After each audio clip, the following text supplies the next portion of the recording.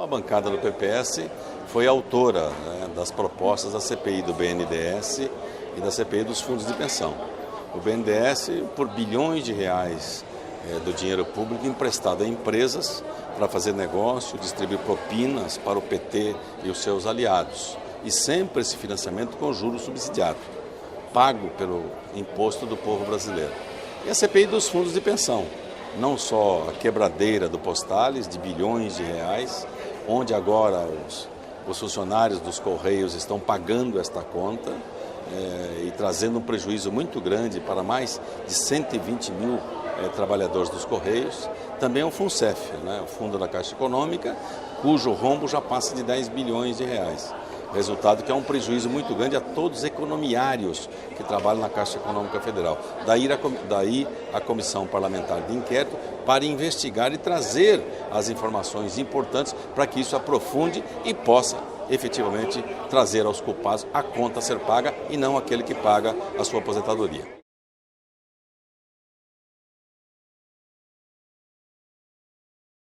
Tudo o que aconteceu até agora, especialmente depois de junho, as delações premiadas dos empresários ligados às grandes empresas, especialmente em contratos com a Petrobras, e destas grandes empresas o dinheiro da propina, o dinheiro tirado, roubado da Petrobras e entregues ao PT, aos seus aliados e especialmente a campanhas eleitorais.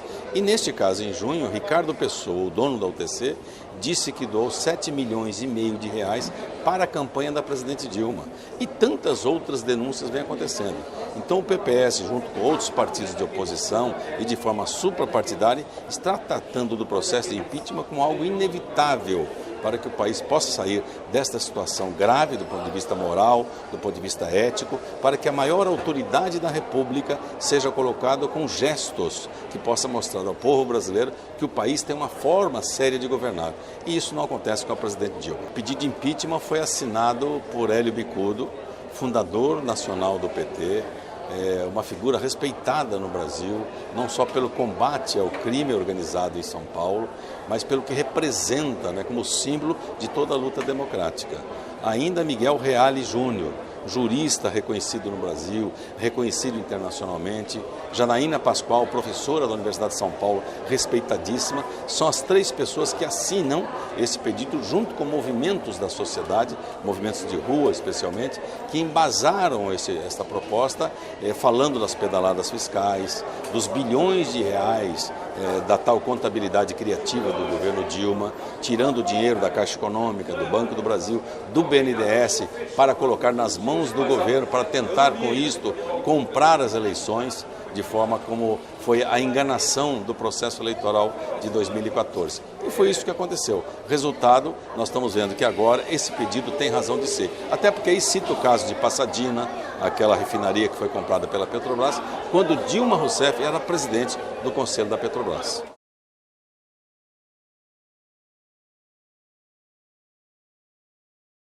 Com muita dificuldade, o Brasil construiu as condições macroeconômicas para poder colocar ordem nas finanças do país, colocar ordem na sua organização econômica. Fora disso, foi muita luta. O PT foi contra o Plano Real, foi contra a Lei de Responsabilidade Fiscal, foi contra a estabilidade da economia. Então, ao PT só cabia fazer a oposição pela oposição. Resultado disso, o Brasil organizado e organizado economicamente passou a conferir internamente e externamente a credibilidade, aquilo que não tinha. A inflação deixou de ser algo cultural, passou a ser algo presente, com a sua eliminação, onde o valor do salário, da moeda, enfim, tudo isso aconteceu nesse período. Vem o PT para o governo, usa o resultado disso para vender a imagem que eles tinham feito tudo, quando na realidade foram contra toda a organização econômica do país. E depois nós vemos uma crise econômica mundial, com o sistema mobiliário americano, e daí nós vemos outra crise para o mundo.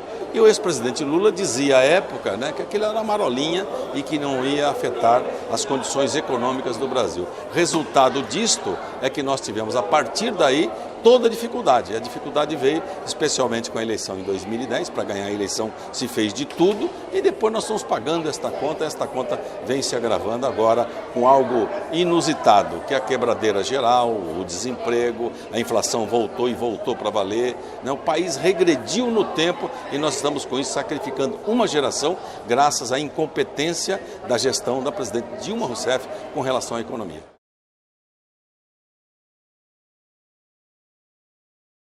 A questão do ajuste fiscal é sempre que o governo erra, quem paga a conta é a sociedade.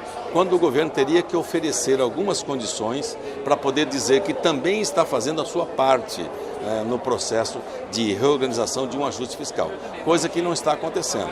Os milhares de cargos comissionados que fazem parte do aparelho do PT dentro do governo é algo da maior gravidade.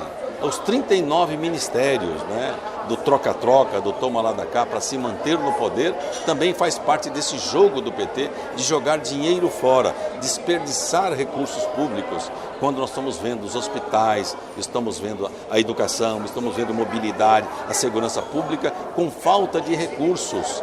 Pessoas morrendo em corredores de hospital, faltando dinheiro para comprar o básico para um hospital atender.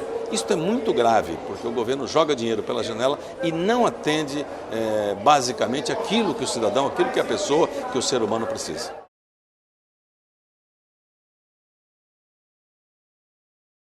Olha, o escândalo do CARF chamou a atenção depois das relações existentes entre os seus conselheiros, empresas e propinas. É algo permanente, né, exclusiva do PT no governo. Onde tem algo que envolva dinheiro público, lá está a mão criminosa do PT, lamentavelmente. E esse é mais um fato.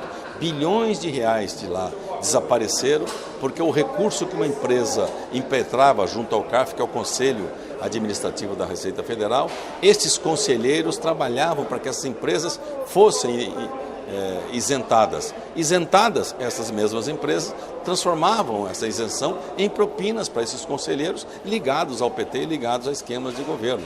E aí tem vários envolvidos, inclusive pessoas ligadas a famílias de governantes do PT, de dirigentes do PT, de empresários que também ligados ao PT, enfim, tudo isso para dizer, onde tem algo que envolva o dinheiro público, lá estão as mãos criminosas do PT a sangrar o recurso público em favor de si e de seus aliados. Eu estou propondo a extinção do CARF porque ele deixou de ser, né? Não há razão nenhuma mais para existir. Porque se é apenas para ter ali a pessoa ligada às empresas para fazer o lobby e com isso obter vantagens com o dinheiro público, extingue-se. E a Receita Federal faz o que tem que fazer e ao fazer qualquer recurso vá para a Justiça.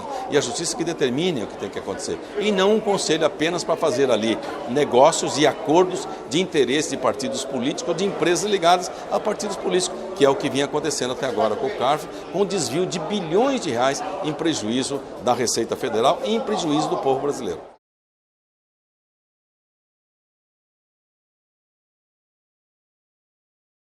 Desde que o presidente Eduardo Cunha teve o seu nome envolvido na Operação Lava Jato, ele sempre disse e repetiu isso na CPI da Petrobras, que é o que o incrimina, de que ele não tinha nada a ver, que não tinha recurso do exterior, não é?